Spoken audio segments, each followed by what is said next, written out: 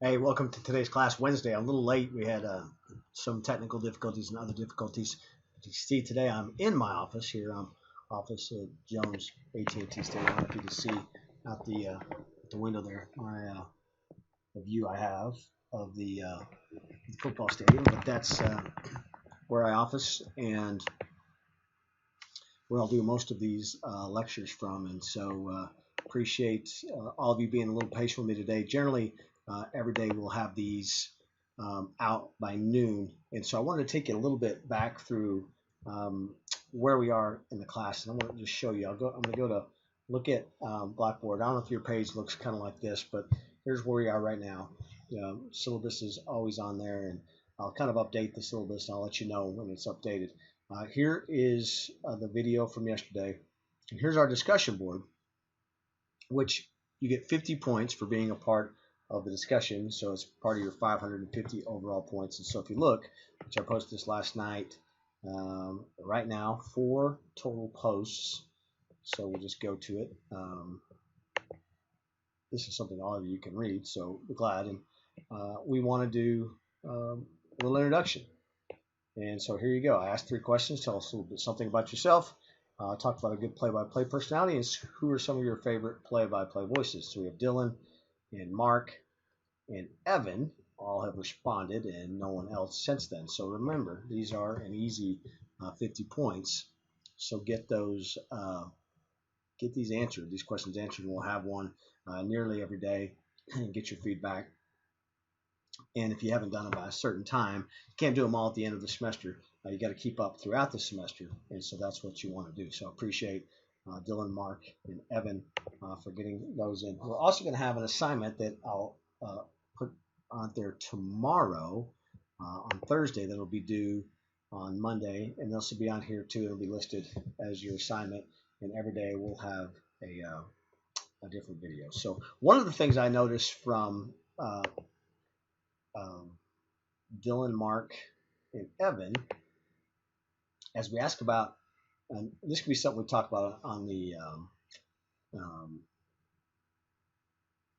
test, and it's something we could talk throughout our discussion. But when asked who your favorite play-by-play voice is, now we'll go to Dylan first. Dylan says his favorite announcers are Tony Romo, Charles Davis, Kirk Herbstreit, and then Bill Walton. And if you'll notice about all of those guys, go to the next one. From Mark, Bob Costas, and Tony Romo. And the last one was from Evan, and his was Tony Romo. And I would agree. Tony Romo is fantastic. I think one of the best commentators in football today. And I am also a Cowboy fan, but I would say that even if I wasn't a Cowboy fan, I think Tony Romo is really good.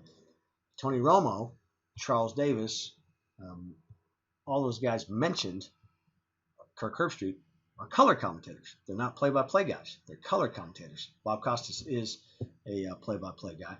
And so that's something to look at, and that's something we will talk about throughout this semester. What's the difference between play-by-play? What's the difference between color commentary? Sydney, who is in this class, who is on Lady Raider basketball team, and give Sydney an example on her radio crew. Mark Finkner is play-by-play. Chuck Hines does the color commentary. So the play-by-play guy is the guy that talks about what's happening. The color guy kind of analyzes it and gives you a different look at what's happening and talks about what's happening. So just a couple of things to keep in mind as we go forward, and that will be a good test question. The difference between a play-by-play guy and a color commentator.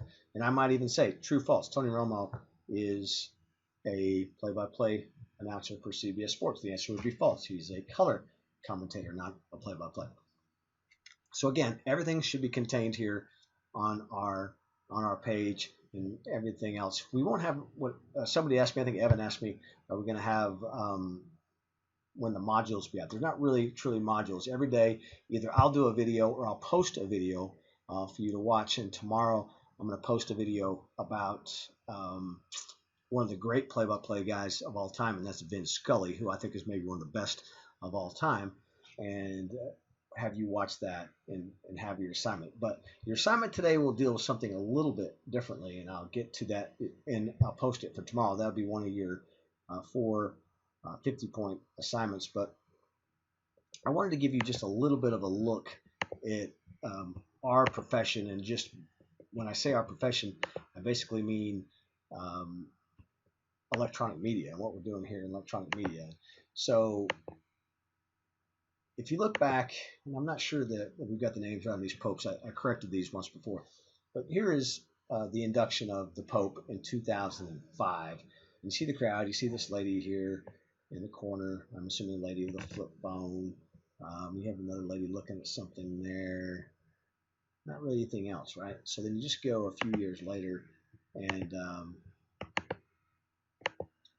2013. Look at the difference, Pope Francis. Our world's changed, right? Our world has changed, and the way we consume media has changed. And everyone now has a device in their hands. Everyone has a way to communicate in their hands. And it has changed a little bit the nature of our business. I talked about play-by-play and color commentary. There is a difference. It's just like when you listen to a radio show, a talk radio show. There's generally a one, and that's the person that kind of drives the show. And then there's a two, and that's more of the subject matter expert or kind of a color commentator. If you've ever listened to the Kirby Hocutt radio show, shame on you if you have not. I host it with Kirby, and Kirby's my boss, the AD. But I'm the one, Kirby's the two. It's called the Kirby Hocutt show, but I'm the one on that, and I kind of make the show work together and put it all together. Kirby, in that case, brings the subject matter expert. But where did we get here? How did we get here? And I think it's important. I think it's important to know how we got here. And newspaper used to be the predominant industry, but newspapers, we know, have been experiencing revenue loss in advertising every year since 2001. But their circulation has remained fairly constant. And this is back to 2015. It's dipping now, but their advertising revenue has been lost. And if you wonder where that has mostly been contained, that has been in classified ads. You used to be able to, if you wanted to sell a car, you were looking for a job, you wanted to do anything, you would go to classified ads. We are a dual product market in anything we do, which means we have content and we have an audience. They're dual products. So you have content in the fact that you want people to advertise and be on your show, advertise in your games, but then also you have the actual game that you're selling to an audience as well. You're trying to get an audience, and then you turn around and sell that audience. So you have two products. And so sports primarily for years and years and years, and I know we've got several women in this class, which I love, but has been a male-dominated market. And so that's why you see on games beer advertised, trucks advertised, those kind of products advertised. Not that women don't drink beer and drive trucks, but predominantly those products are sold to men. So you're trying to sell the audience to a potential audience, to a potential advertiser. The reason I bring this all up, this little logo right here, it's despised by many, but I think they're really good at what they do. ESPN really early on was a trailblazer and led the way in this dual product market. ESPN found that they could sell its content to cable companies and others. So if you're a cable subscriber, ESPN, and I used to know this number, I don't know anymore, but ESPN charges a cable company X amount per subscriber to subscribe to their television station. And then when you pay your cable bill, that's just part of it. You're paying $8, whatever, for ESPN. You don't know what it is because you pay one lump sum. But the reason is you're paying for the different audiences. So ESPN has that audience right there. Right? People want ESPN. They want ESPN2. They want ESPNU. Texas Tech baseball games this weekend will be on ESPN2 and ESPNU. You want that. So people will pay for it. And they'll pay for it on their cable or part of their package on DirecTV or whatever. But then ESPN turns around and says, look at all the people that subscribe to ESPN. And they have lost numbers over the last few years, but it still is a market they can sell to advertisers. So it's a dual product market. So here you go. This is a little bit older. This is 2014. People at that time were paying $6.04 for ESPN, 74 cents for ESPN2. That number has gone up. The point you want to know here is that whatever you're paying, whatever ESPN's charging, your cable company or whatever is passing that on down to you. So it's a dual product market, and that's what you do when you pay for cable. If you go back and look, I went back too far there. As I mentioned, is that ESPN in 2016 lost in 1 month 621,000 subscribers in 1 month. So if you do that math based on the numbers we saw earlier, that's 1 month of revenue, which would be $3.7 million in 1 month. Multiply that by 12, that's a loss of more than $40 million. And ESPN is doing other things now to try to make up for that lost revenue. But it's good for you to know these things. As you see now, you have lots of different choices. There's a shift, revolution in the way people consume information and media behavior. Looking at this right here, and I'm going to talk a minute about the Big 12 and what the Big 12 is doing and what everyone else is doing to kind of take advantage of the fact there is a revolution in the way people consume their media. There's lots of choices, right? You've got the internet, you've got radio, you've got television. You don't as much have, you see on the bottom there, magazines and newspapers. It's all different.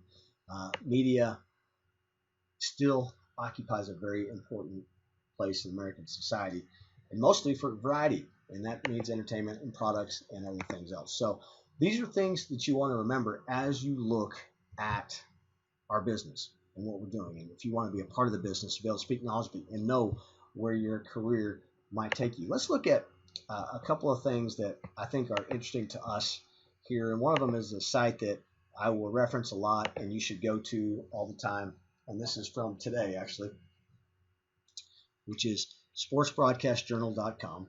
And it just talks about different things of what you see on television and radio in sports. And you can see it goes from talking about TNT's pregame show. And again, if you look at this pregame story, I don't know if that picture will come up or not. You can go back and look at this anywhere across the board in media when you look. You got Ernie there, Ernie Johnson.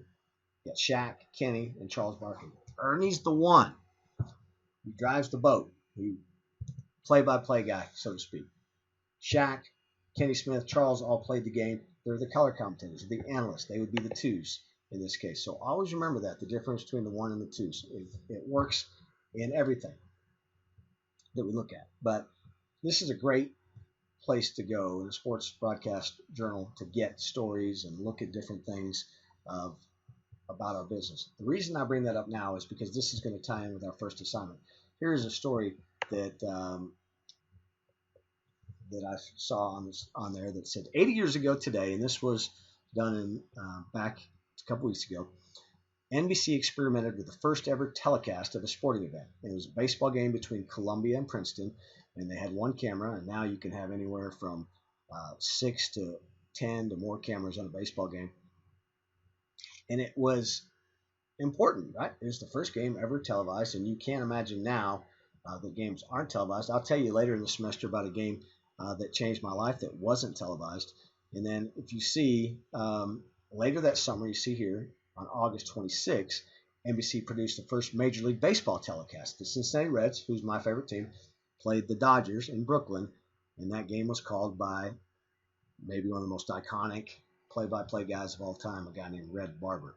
And we will spend a day on iconic names in sports broadcasting. So I can't really tell you. That's why I'm excited about this class. It's awesome to talk about these kind of things that we're going to talk about really great play-by-play guys and great color commentators and great commentators and all those things and what makes them great and how you can kind of hone your craft and what you can do to make things good. But read this story, and this could be a story you use. I'm going to have you write your first assignment, a page or 2 page, on a first in sports broadcasting, whether it be the first horse race ever broadcast, or the first woman to ever broadcast a game, the first African American, whatever you want to do, a first Asian American, first whatever, first game without a play-by-play voice that was televised. That was done, can't believe, I think sometime in the 90s. And write about it and talk about its historical significance. But that'll be online tomorrow. But think about this. Read this line here. To appreciate the underwhelming reach of the college telecast we talked about that spring day, consider the numbers. In a country of 139 million people in 1939, only a few hundred homes had televisions. A few hundred homes. And the primitive technology was hardly reliable. The picture would pop on and off, and when it would stay on, it would jitter or fidget horizontally or vertically, so the telecast had little impact across the American landscape, yet it augured what was to come and how it would change American lives. Few knew because few saw it.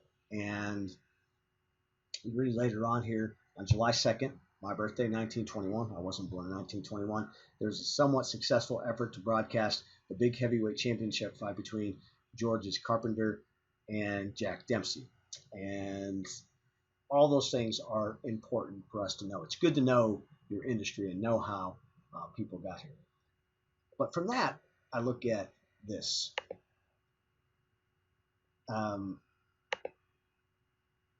This was in the Dallas Morning News last week, and my boss just got there, and we actually talked about it on our radio show today. Big 12 members have plenty of reason to be happy as revenue payouts increase from last season. So if you look at this story, the Big 12 announced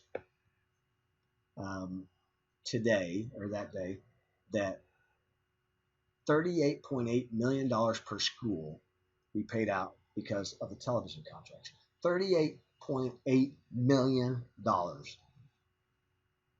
And then on top of that, the Big 12 recently announced a comprehensive rights agreement with ESPN and ESPN Plus. So all of our games for Texas Tech starting in 2020 will be on ESPN Plus. Right now, our third tier rights are with Fox College Sports. Starting in 2020, it will be with ESPN. So these are things that you have to remember and things that you need to know about. And these are things we'll talk about on our test, that the Big 12 now has an agreement with ESPN and ESPN Plus to televise all of its games. It's exciting times. It's an exciting way to do things. And here's the reason it is exciting, because jobs are changing in sports. So I use the Lubbock Avalanche Journal for an example. Lubbock Avalanche Journal is the local newspaper. Lubbock Avalanche Journal 10 years ago had 11 people working in the sports department in 2009. 2019, they have 3. So they've gone from 11 to 3. Total reporters for the newspaper are 10. Think about that. At one time they had 11 in sports alone. Now they have 3. It changes the landscape of how sports is covered in your local newspaper. You're not having that with play-by-play. You're still having play-by-play on radio. You're still having play-by-play on the internet. You're still having play-by-play on television. There are lots and lots and lots of opportunities. Not a lot of games, a lot of opportunities. So you have to get your foot in the door any way you can, whether it be high school, whether it be your local clubs or whatever you could do. And one of the things I would encourage you just immediately, when I call a game, and I've called now 1,000 games, either on radio or television, when I sit there and watch a game, I'm still calling it in my head like I'm broadcasting it. So I try to perfect that skill all along. So if you really want to do this, and if this is something you really want to do, I would go to a game with a recorder. I'd watch a game on television with a recorder, turn the sound down, and I'd call it. And because that's a way for you to kind of perfect your skill and get used to doing it. So learn about first. First in our industry are really big. That will be your assignment that I will post tomorrow. I'll have a written kind of lecture tomorrow with your links. And we're going to look at tomorrow. We're going to look at a guy named Vin Scully. And we're going to look at a guy named Harry Carey. Both those guys, very successful play-by-play guys, very popular play-by-play guys. And there's a great story there. And the great story is that they are so different. They are complete opposites and both great at what they did. And there's a point for you would be, you may be somebody that's more introverted, or you may be a real crazy kind of person. It's okay. There's no one way to do it. I think of like just at Texas Tech, we have a position called Deputy Athletic Director. We have 3 guys that I've known that have been Deputy Athletic Director for really over the last 10 years. Completely different guys, completely different personalities, completely different work styles, completely different ways to do things. And yet all are very good at their job. And they had the same job. They just handled it from different ways. And I think broadcasting is the exact same way. There's no one way to do it right, except for one thing. And write this down because this will be a test question. So remember this. Let me know if you watch this. The one thing that all great play-by-play and other announcers, the one quality, the one characteristic they all share. They may be introverted, extroverted, tall, short, fat, skinny, funny, not funny, whatever, but they all share one thing, and that's they're always prepared. So you need to always be prepared for your broadcast, always be prepared for what you're calling. We'll talk about that. Looking ahead, it's something that I want you to look ahead for our assignment number 2. Remember, assignment number 1, which will be posted on Blackboard, will be to write about a first. Assignment number 2 is I'm going to tell you to pick a team in the College World Series that'll play next week. It's not named Texas Tech. We're hoping Texas Tech will be one of them. And prepare if you were going to be a play-by-play person. I will show you how that's done. We'll do that early next week. And you'll pick one of the 7 other teams, and you'll prepare as if you're going to call a game and play-by-play and the things you would need to know about the team. Because it's the secret sauce for anybody that's really good at their job, is to be prepared. And I would say that even extends beyond play-by-play. It probably extends to any kind of job. So anyway, kind of getting a slow start just in getting things posted, but we're on our way. This is going to be a great class. You're going to love this class. If you want to be in sports, you're going to really get a lot of this class. I hope I'm going to get a lot out of you guys. Hope post on the message board. If you don't post within a couple of days of the original post, it's not worth anything to you. So post, get your message out there. Let's keep going. Let's continue to have some interaction with each other. And watch for tomorrow. Watch for our links to videos we're going to watch tomorrow. And then watch for assignment number 1 tomorrow as well. Have a great rest of your Wednesday. We'll talk to you on Thursday. If I can get out of here, if I can log out of the class, we'll be good to go.